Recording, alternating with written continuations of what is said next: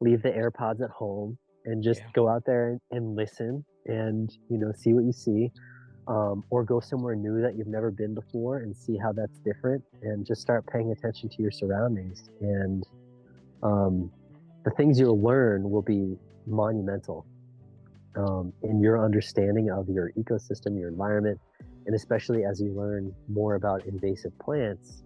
Um, I feel like a lot of your listeners are going to eventually learn that there's a lot of invasive plants on our landscape. But then that leads to more questions, right? Like, how do we fix this problem? So I think those are all, instead of having sort of a neutral effect on your environment, you can start having a positive effect by learning about it. So today I am welcoming Tom Groves.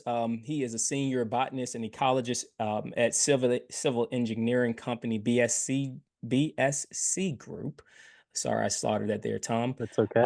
And host of Plants Are People Too podcast. Um, Tom, welcome to the show. Thank you. Thanks for having me. I appreciate it. I've been wanting to talk to you for a while since I've been following your podcast, you on Instagram. I am jealous of you. I'm going to admit that. And I'm going to tell you why I'm jealous of you. I look at your Instagram feeds a lot, and I notice you are one of these people that have a job that I would love because you spend time outdoors. It seems Hmm. like that's your environment, that's your element. How much time do you spend outdoors in a given week? Oh, geez. Um, I mean, most of my job is field based, Mm, doing rare plant surveys for a lot of things in New England. So I travel a lot. And I don't love office work. mm, I'm good at it, but I'd rather just be outside. And so even when I do work in the office, um, at the end of the day, or maybe I take a midday break, I go out into the woods. And so I live right on the edge of Green Mountain National Forest. So it's really mm, easy for me to get out into, you know, vast expanses of just wilderness, which is great. mhm. Um, so every week, uh, I don't know, most of my day is spent outside, on Wow. a daily basis. All right. So while you're out there on your break, so basically, is your break a break or is your job a job? I guess that's the question. I don't know. The lines are Yeah. blurry. The lines are Okay. definitely blurry. So when did you find out that you had a love for ecology? But I'm not sure if I'm even pronouncing it right. Your line of business, being a botanist. Yeah. Um, I I think I grew up doing a lot of stuff outside, like camping, and um, I was involved in Boy Scouts for a long time. So I was always doing stuff outside and learning sort of skills like that. I went to school right out of high school. I went to college right out of high school for fish and wildlife management, Mm, but I took a plant class and I completely bombed it. And I was 19, and the professor was like an older guy. He had probably been teaching this class for years and years. He had stained yellow, notebook pages. So I mm, just knew that he had done this for a long time, and they kind of get complacent in how they're teaching, and it didn't really click with me at that point. So I completely changed my direction. I got a degree in English writing. I thought I was going to be like a poet for a long time, or like interesting. a journalist of some kind. Mm, Um, Moved to North Carolina, 2008. Like that housing market crash thing happened, so I lost my mm, job. Decided I wanted to go. I was looking for other jobs, and all of the jobs that interested me were like outside jobs, but I didn't have the background to do it. So I had to go back to school.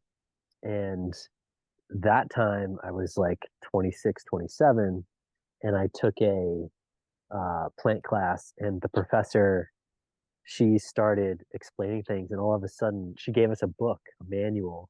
Every state region usually has a flora. And mhm, so that's a way you can take that out into the woods and find a plant in flower, and you can ID it to a species. So there was all of a sudden this like dictionary for the woods that somebody handed me, and I was like, oh, now I don't have to like wonder anymore.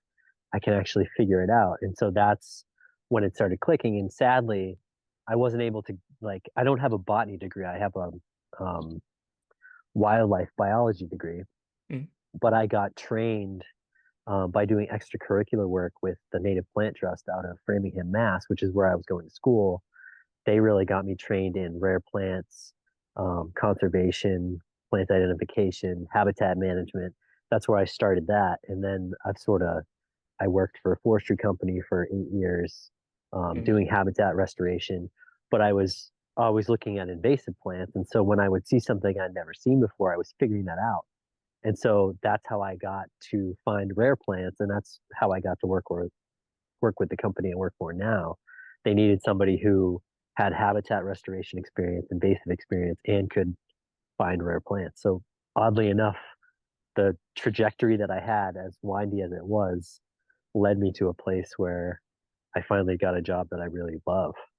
Kudos to the professor that gave you, the book. It sounds like that was a major part of making you, the person that you are now, being in love with what you do.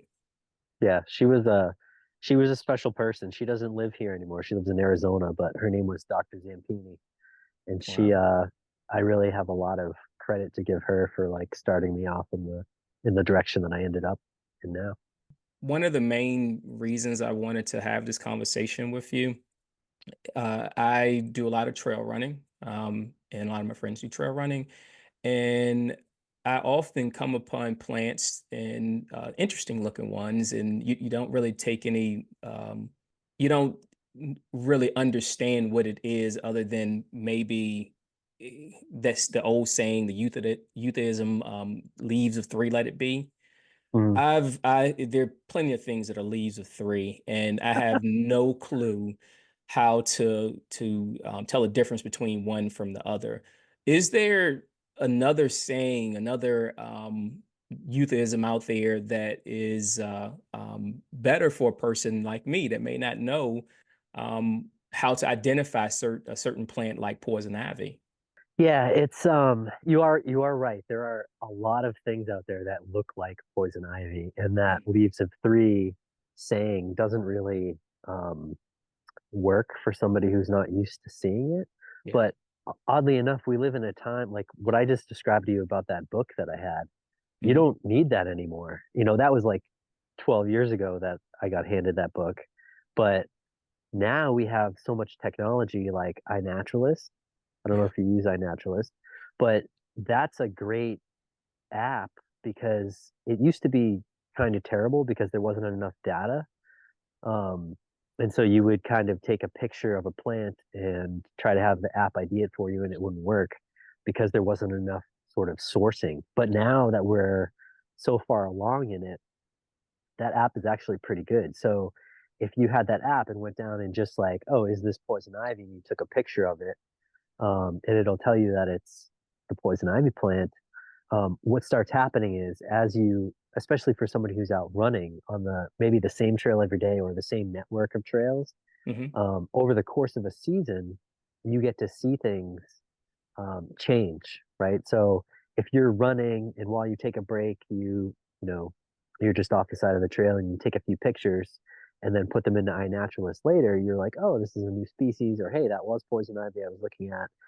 But then when you run out there again, you're going to see those plants over and over. And so even if you're focused on looking at what you're running by, you'll be able to get those plants in your head and you'll be saying what their names are as you see them. But then you'll see the new things that you haven't seen before.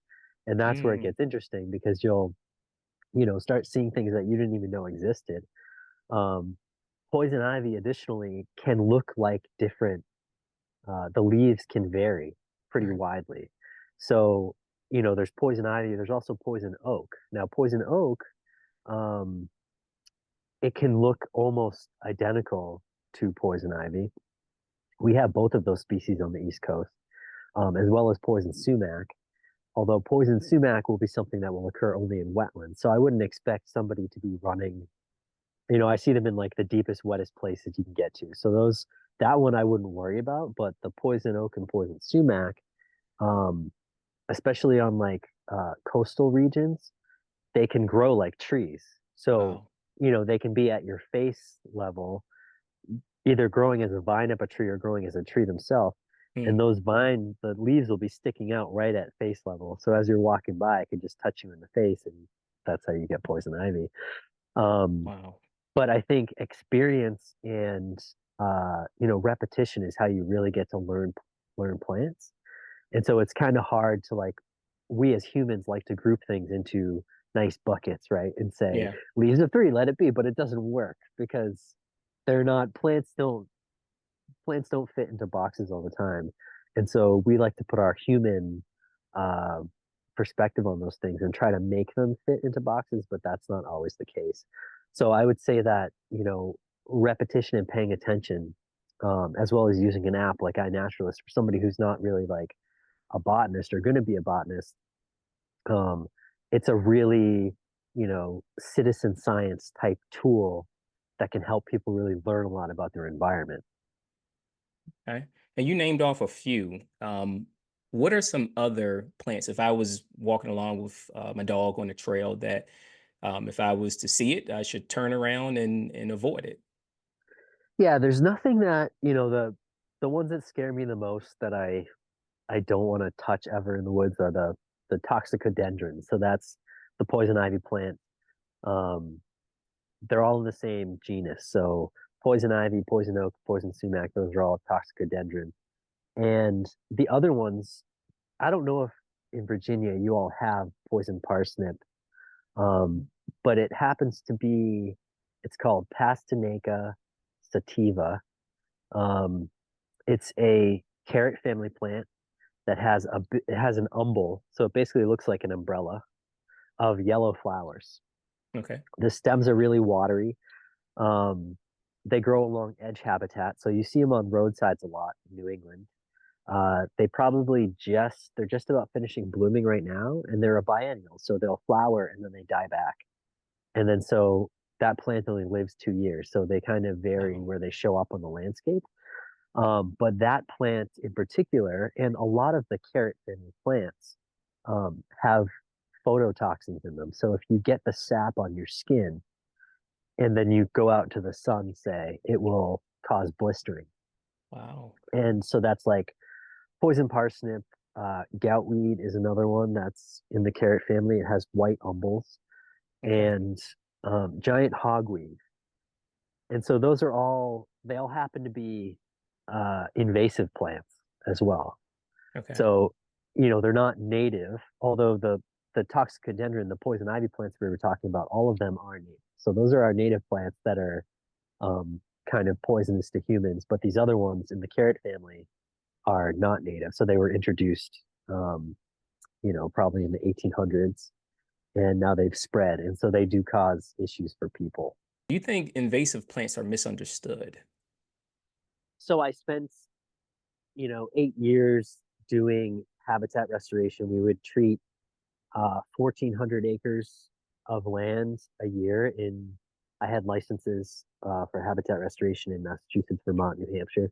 Hmm. Um, I do not think that uh, I am a true advocate for getting rid of invasive plants on our landscape.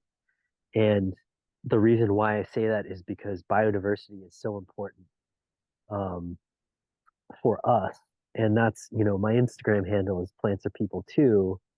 And it confuses people sometimes because um, it sounds like I'm going to be an advocate for all plants, right?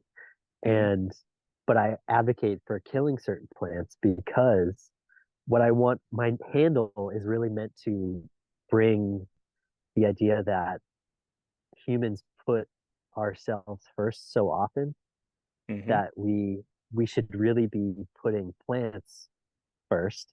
And so it's like, thinking about treating plants as if they were people because we put people so often to the forefront of everything that we do. Plants are the basis of everything. Our ecosystems, you can't have a day in your life where you don't use something that's plant based. Yeah. Toilet paper, your house, your food, everything, And so um, the native ecosystems that we have in North America and across the world, the invasive plants that are invading those are decreasing biodiversity, and so many things, including humans, rely on those ecosystems. And so the loss that we're going to experience because of invasive plants is going to be so great that if we don't try to get a handle on that and restore those places, we're going to lose them. And then ultimately, we're going to lose ourselves. Yeah. So it's, by putting plants first, we are putting ourselves first, but it's like hard to get that message across to people, because there are these like movements where, um, they want to say, we should be using invasive plants and all this other stuff. And there's a lot of nuance that goes along with that. And there are some plants that can be harvested and eaten, like garlic mustard or something like that. But Hmm. the other one, not Japanese knotweed, if you harvest that, um, it's it actually increases the problem because you have more sprouts. The hormones in the plant change. It puts out more stems, and those plants reproduce asexually. So you can just take a small cutting, like an inch cutting, put it in soil, and it will grow a new plant. So if you have, you're cutting one stem to eat, but then, later in the season, you're going to have 40 stems. And then if something happens, like our these crazy water events we've been having, erosion can spread that downstream. And so now we're just making our situation worse. And why did we want to do that? Because we wanted to be able to eat the knotweed. Like, I, I just, Yeah. I can't advocate for it's hard to, because I was so deep in it for so long that I have these, and I've seen so much, uh, different habitats, different places that have just been degraded by invasive plants. It's hard to advocate for using them because the message gets twisted, right? People are like, "Oh, well, you can eat this, so it's good," and like, and then are they going to think that, well, maybe I should move this onto my own property because I don't want to have to go harvest it from somewhere. Yeah. There's just a lot of things there, and so I really the message I just want to get across to people is that our native ecosystems are in danger. Invasive plants are the biggest part of that, second only to habitat destruction, which Yeah. would be like a parking lot, say. Um, so we are at a critical time in our, history as humans, modern humans, and we really need to like take a stance on that. That's like invasives are bad, Yeah. for everything. What are your thoughts on things like trails, recreational uh, items for people, and that impact on the ecosystems? What are your thoughts on that?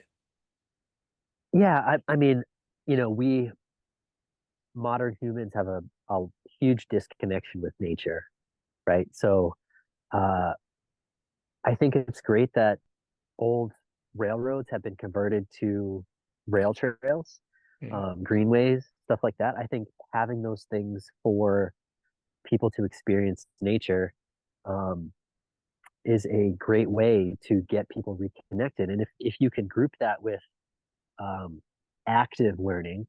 so like the iNaturalist app, when you're out running, being curious and just being like, oh, what is this new thing? Those people are going to see a lot of invasive plants, but that's going to help once people understand how many invasive plants are in the landscape, Mhm. um, they will start getting on the train of like we need to fix this in some way. And so, but being outside is the first step to getting there, right? So, um, I think trails are great. As a when I worked for a forestry company, we always would advocate for like building a trail on somebody's property because it gets them outside, it gets them caring about the woods, and like they get to see what's out there. And if you're just sitting in your house and you just see the woods from a distance, it doesn't Yeah. really connect with you. Um, so I think the more that we can get people out into the woods, whether it's from running or mountain biking or hiking, or even just going out into the woods to sit and just like listen to nature, those are Mm. all positive things. Normally, when I go on a trail run or nature hike, as I call it, the type of shoes that I wear are like those really um, deeply treaded shoes for grip. Does things like Uh-huh. that do people need to take their shoes into consideration when they're in nature, and the impact that that may have on the plant life and the ecosystem? Is that something that needs to be taken into consideration? Yeah, so there's, I mean, not just plants, but there's, we're experiencing this thing called beech leaf disease right now, Mm. and it's a relatively new, it's a nematode that affects the leaves of, uh, beaches, and beaches have been hit by beach bark disease. There's a whole lot of things that are hitting the beech tree in general. But it's only been since 2012 that it showed up in the Midwest, and now it's spread north uh, into New England. And so I'm starting to see it here, and Wow. it's only been 10 years. But complete defoliation, huge, massive trees. Um, it's terrifying to see that. And so part of the way that that's getting spread is the nematodes are so small that if you had them on your shoes and if you were living in Connecticut, say, and you had a summer house up here where I live in Vermont, Hmm. you know, you went for a run in the woods and then you didn't change your shoes, you jumped in the car, drove up here, and then you went out into the woods again, you could be potentially spreading that stuff. Wow. Um, and that's really how things, because since colonization of North America, we've had a lot of plants coming in. And so because the world is so fast now, Yeah. um, the way that plants can spread and that people can get in a car and drive, 600 miles in a day, there could be, some kind of insect that lays eggs on your car and then you're driving it somewhere else. So I don't know that there's any like Wow. stopping that because there's so many vectors for getting these things around Yeah. into new places where they've never been before. It's really hard to say that if it's coming in on somebody's shoes or something like that, or maybe they're transplanting a plant from their house further south up to somewhere up north, and that's Mhm. bringing in a new introduction of something. And there are programs. One of them is called EDRR, which is Early Detection Rapid Response. So there's a list of EDRR species that each state has and they pay attention to because, um, you know, nipping something in the bud when it's small is a lot easier, to accomplish control of. Mhm. If it gets out of control and it becomes acres and acres or hundreds of acres, um, the management is a lot harder after that. So if you can get something when it's really tiny and it's like a new introduction, that's the time to get it. And so there's a whole list of species on there to be paying attention to. Um, and some of these things, I'm sure that you all have Japanese stiltgrass down in Yes. Virginia. Yeah, so Mhm. that is one in particular has very small seeds. Okay. Um, and so those can probably get into the tread of a shoe. And then as you travel back to your house or something, you could be introducing that back to your house. So, I mean, it's not a bad idea to carry like a brush in your car, Mhm. and just brush off the bottom of your shoes and just leave those whatever could be on your shoes, leave them where they came from. So you're not spreading them to a new location and making uh, a situation worse. It sounds like what you're saying is best practices, right? Is making sure that something as simple as cleaning your shoe can help the environment. Am I hearing you correctly? Yeah, yeah. I mean, if people, and I guess I guess I have a little bit of a pessimistic, uh, stance on that because I don't think that everyone will do that. Yeah. Um, uh, but I think if somebody wanted to, um, I don't think it's a bad idea to sort of take that precaution and um, just know that they're not spreading stuff to somewhere else. Okay. And being in your line of business, what would you say is the worst situation you've seen that was caused by human interaction with, I guess, a certain area's ecosystem? The worst, Yeah. I mean, as a habitat restoration person for a long time, Hmm. I was usually called in for like the really intense high density um we don't know what to do with this sort of invasive situation. All right. And I have seen a lot of really badly infested areas. Um Knotweed is a particular bad one, but I mean, all of your listeners could experience this just by driving on the highway because Mm, you can look out on your highway and there almost everything you see will be non-native or invasive. And wow. so that's really sad because it's almost like they're sort of untouched places. Like those median strips and those other areas, there could be the potential there for, native plantings and, a use for those areas other than just letting them be a seed source of invasive plants for other areas. Um, and the reason that they have become invasive is because of uh, your invasive plants like disturbance. So whenever they built that highway, somebody, um, all of that soil was disturbed. Invasive plants came in, or they came in on equipment. So spreading from the excavator or the other heavy equipment that they brought in. Um, and those plants were able just to colonize that area and take over really quick. And the native plants didn't have any, nobody's doing any sort of habitat management on those areas. And so they end up being just a really infested um, situation that nobody's really going to take care of. And so you can see the level of infestation that I would see as like the worst thing. Mm, Um, but it's even worse for me because where I would go into like a bog or some sort of really um, high quality sensitive habitat where you have a lot of biodiversity, that's where it's sad to see invasive plants taking over. Because you understand that if something's not done over time, those plants are going to go away. And some of those plants may be rare. They may be, one of five populations in a state. So it's difficult to um, not be able to do something about that. Luckily, where I was in a position where I was doing habitat restoration, I really cared about that. And so I would get hired to go into those places because it was a sensitive habitat and we could locate those rare plants and then protect them and start doing habitat management there. And I mean, overall, um, all of the places that I've worked in like that have started coming back from invasive plant damage. So it's been positive. And I think there is a lot of like, good things we can do and habitats we can save with just mm. a little bit of work and like planning.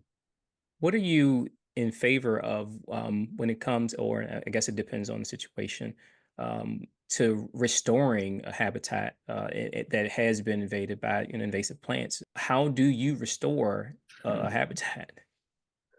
So I get a lot of comments about um, chemical control. Hmm. And so, there's this thing called integrated pest management, and it's basically like the prongs of a fork. And so you have chemical control, biological control, mechanical control, and then there's cultural control. So cultural control is kind of like what we were talking about earlier with being aware of what invasive plants are in your landscape, right? Hmm. So I don't want to plant invasive plants in at my house. Say that's a cultural control. So we really need to stop the sale of invasive plants from places like Home Depot, Lowe's, stuff like that. Um, the mechanical control can work. And I try to get this point across to people too. Every property is different. So you really need to have somebody come out and make you a management plan for the Mm. species that are present, um, your natural resources that are present, and then give you a plan for how you should sort of remediate this. Now, mechanical control can work on a small scale. So if you had garlic mustard in a 300 square foot section of your property, you can go hand pull those and there's gonna be a seed bank. So you have to do it repeatedly throughout the season for multiple seasons, but you could get a handle on that without chemical.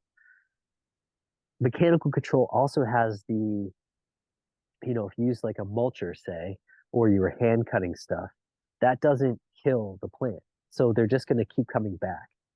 Um, and if you're ripping out the plants by the roots, that disturbs the soil more, and invasive plants like disturbance. So you have the possibility, if you're not going back and repeatedly, hand pulling all those little seedlings that are coming back, you're going to make your problem worse. Wow. The chemical control doesn't have any sort of soil disturbance. Um, you can, it's different. I've been trying to get this across to people as well. It's different than industrial farming. So glyphosate is a huge, trigger word for people these days because of all the cancer stuff in the media and stuff like that. But the point of the point that I'm trying to get across to people is that the idea of glyphosate being bad comes from industrial farming. Mm, And let's compare industrial farming to an ecological setting. So in industrial farming, you have GMO crops. mm, So they're uh, or Roundup ready crops, right? Um, they are crops that are planted in soil that is not very ecologically sound. So they've been using fertilizers. There's very little mycelium, bacteria. There's no really like soil bioactivity going on there. So it's runoff is happening all the time, right? There's nothing holding that soil back. Um, and then you're having treatments that are aerial sprayed multiple mm. times a year. So that's industrial farming in a nutshell. In an ecological setting, when you go out and do treatment for invasive plants, uh, you're treating once a year. So you go out and the soil is very active with mycelium and bacteria. And so that glyphosate in particular is broken down by sunlight, bacteria, and it binds to soil particles. So there is no runoff from an ecological chemical application of glyphosate. Okay. And so that's really where you have to, um, and so the other thing is that, in the farming situation, people are eating that food, right? The environment, people aren't eating, you know, the, whatever native plants were out there. They're not going out. That's not like a food source for people. So there's very little chances that that's going to get into somebody's body.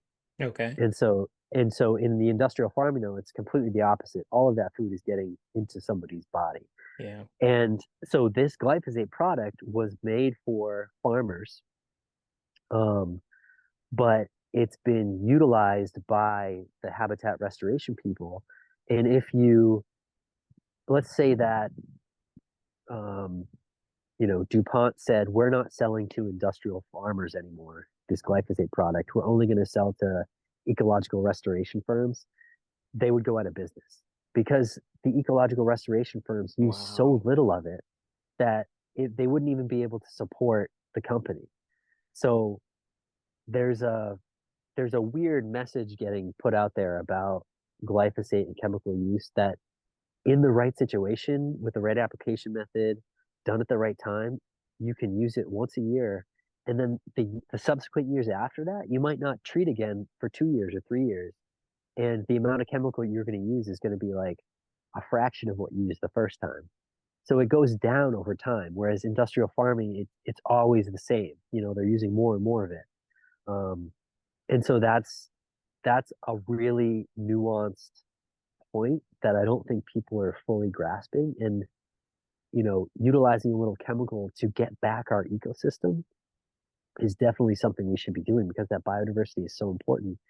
And you can be very targeted with an ecological chemical approach. So you can cut those stems and just treat the stem that you wanted, and nothing gets on the soil. Mhm. And you can kill those plants, and then you're saving all the natives, and they're going to help you shade out future invasive plants because there's no disturbance. Um, so I think you know I'm in favor of chemical control in um, an ecological setting and against it completely in the industrial farming situation. What do you think people should a person that's not very familiar with how they impact the ecosystem when they go out on a trail, what do you think they should do or think about most when they visit a trail or run on a trail to understand their impact? Somebody would have to be aware of the plants that are there. um, before they can really sort of determine what their impact is. And I think that there's probably very little impact that people are having um, on the environment as long as they're staying on the trail. If they're going off trail, that can lead to um, sort of more habitat destruction. If there's, who knows if there's rare plants nearby, something like that. Obviously, if they're digging up plants off a trail and taking them back to their house, that's a problem.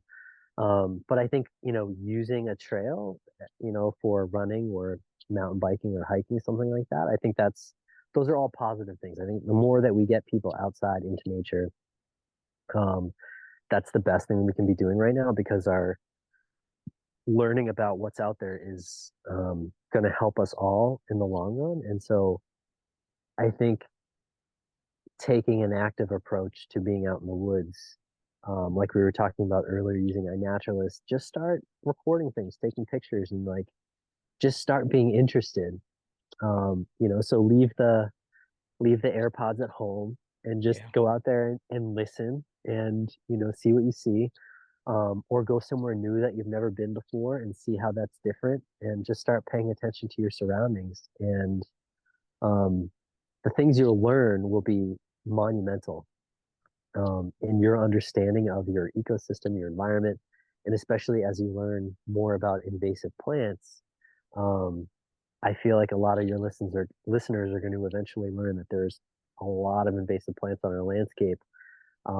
But then that leads to more questions, right? Like, how do we fix this problem? So I think those are all, instead of having sort of a neutral effect on your environment, you can start having a positive effect by learning about it.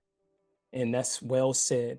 Tom Groves, I appreciate you joining me today. Good luck in all you do. And if you want to check out Tom, he is a really good Instagram follow. He's at plants.r.people.2. You have to put those dots in there or it'll lead you to someone else. His podcast is Plants Are People 2 Botany Podcast. Please check it out. Tom, again, thanks for joining me today. Thanks, Devin. I appreciate it. Yeah, nice to meet you. Special shout out again to Tom Groves for joining today's discussion. You can follow Tom on Instagram at plantsarepeople2, and then 2 is spelled with 2 O's. Hey, you don't want to miss any episodes of the RVA Running Man podcast. Please go to YouTube, iTunes, Spotify, or anywhere you get your podcasts and search for the RVA Running Man podcast and subscribe. Again, I always appreciate every last one of you support. Until next week, please be safe out on the roads and trails. I'll talk to you later, runners. Peace.